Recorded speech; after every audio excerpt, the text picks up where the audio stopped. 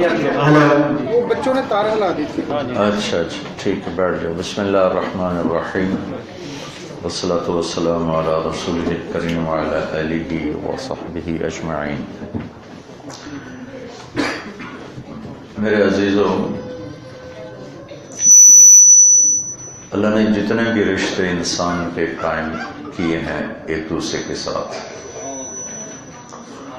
اس میں جو رشتہ سب سے اہم ہے وہ خامد اور بیوی ہے. اس کی اہمیت کے پیش نظر اللہ نے قرآن میں سینکڑوں آیات،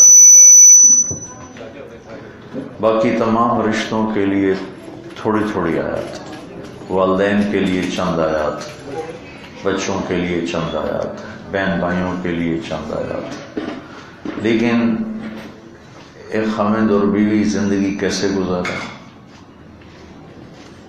آگے اولاد ہوگی کیا کریں، آپس میں کوئی اونچ نیچ ہو جاتی ہے پھر کیا کریں، صلح کی شکل کیسے قائم کریں، ایک دوسرے کے ساتھ سلوک کیسے کریں، اس پر سینکڑوں آیات اللہ تعالیٰ نے اتاری، سینکڑوں. اور جتنے رشتے ہیں ان سب کو باقی رکھنے کے لیے، ان سب کو خوشگوار بنانے کے لیے نہ پیسہ چاہیے، نہ شکل و صورت چاہیے، نہ جائیداد چاہیے. صرف ایک چیز کی ضرورت، صرف ایک چیز کی ضرورت، وہ ہے اچھے اخلاق، میرے نبی والے اخلاق، اور جن میں 90% زبان سے تعلق رکھتے. یہ بچے اپنی زبان پہ قابو پا لیں، ان کی ہونے والی بیوی اپنی زبان پہ قابو پا لیں، تو میں نکاح پڑھاؤں، جواد وسیم صاحب پڑھائیں، کوئی پڑھائے، اس میں برکت ہی برکت ہوگی.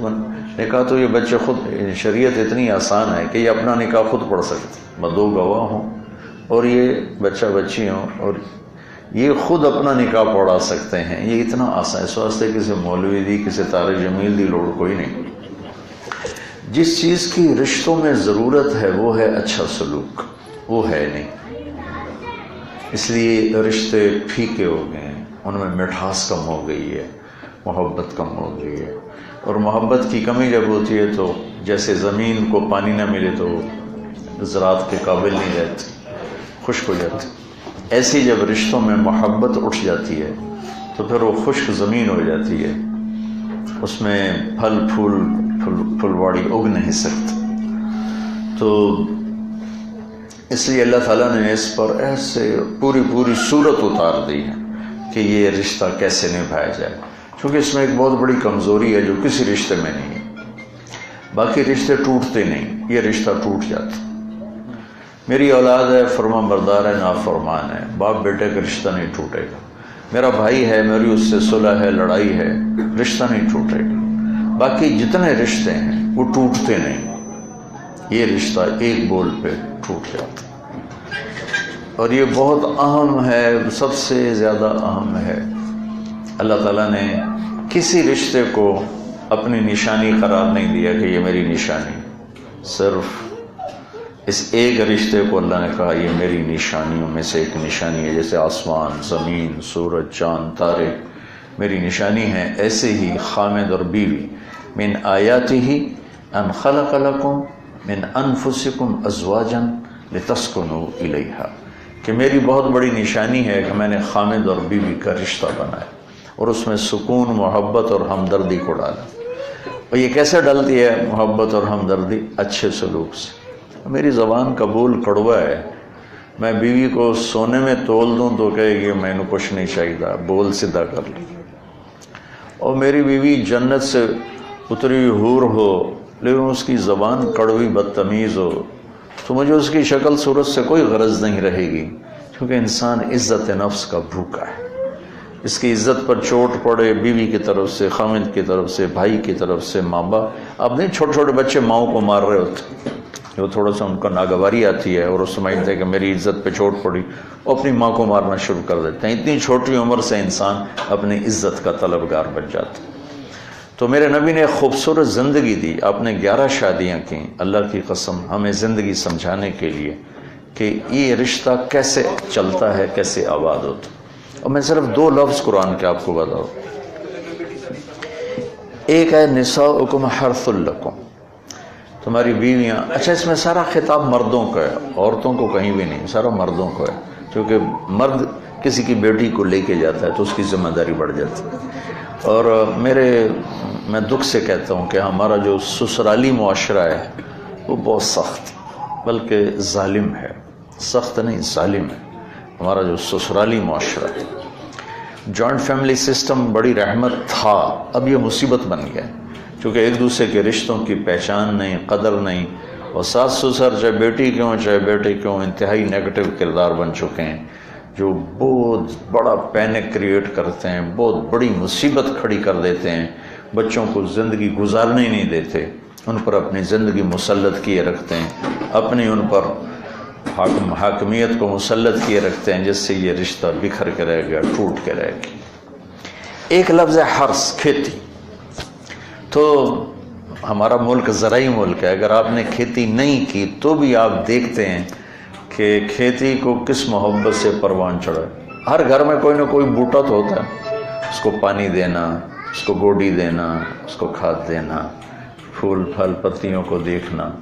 کتنی احتیاط سے ہم ایک پودے کو لے کر چلتے ہیں۔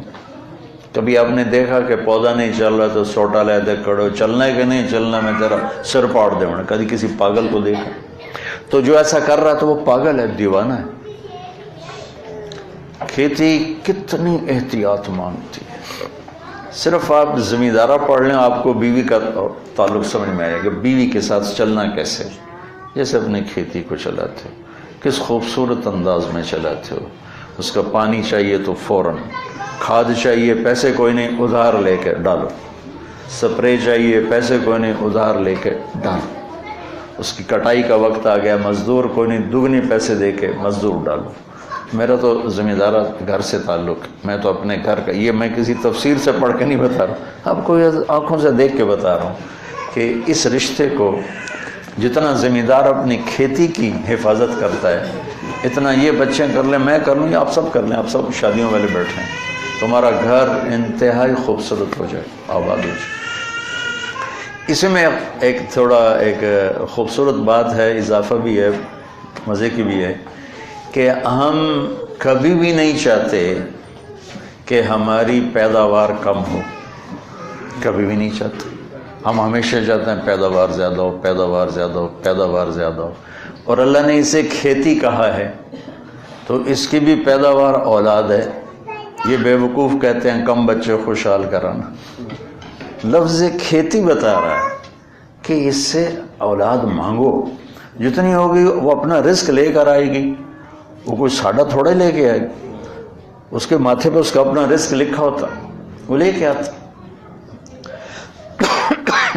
اللہ تعالیٰ نے ماں باپ کے ذمے اولاد کو ایک راستہ دکھانا ہے، رزق اللہ نے اپنے ہاتھ میں رکھا ہوا ہے، غریبوں کے گھر میں بادشاہ پیدا ہوتا ہے، تو یہ بہت بڑی نعمت ہے۔ کم بچے خوشحال کرانا نہیں ہوتا، نیک بچے خوشحال کرانا ہوتا۔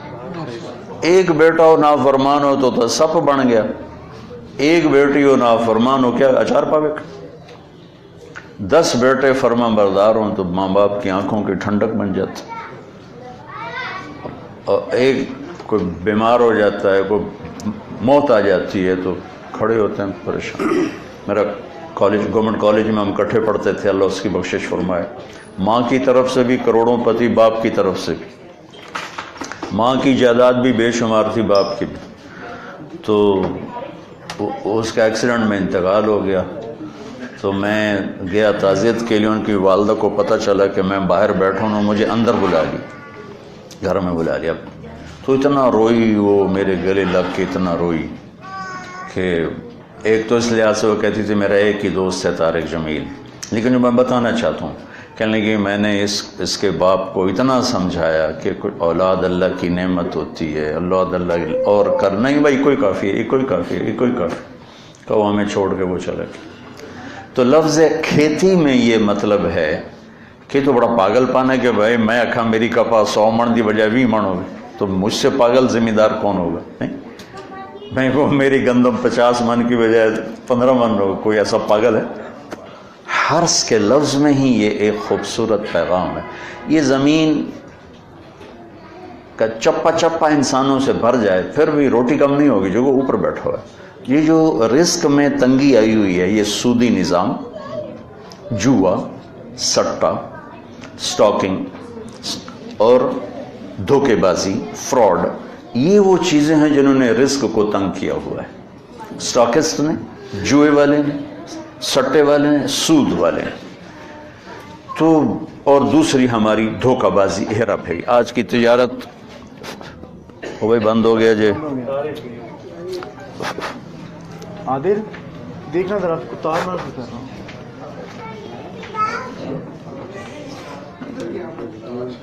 یہ بھائی جان بھائی جلدی کر لیں۔